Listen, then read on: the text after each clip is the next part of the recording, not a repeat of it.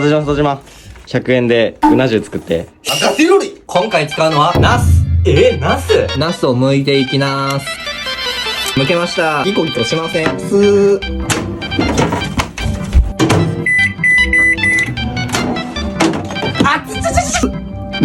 どうよ。タレ作ります。醤油、酒、砂糖、黄色のやつ。うまそう。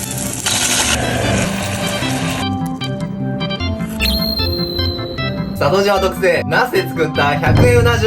うまそう。いただきます。うなぎにしか見えへんくらい。うなぎ超えてます。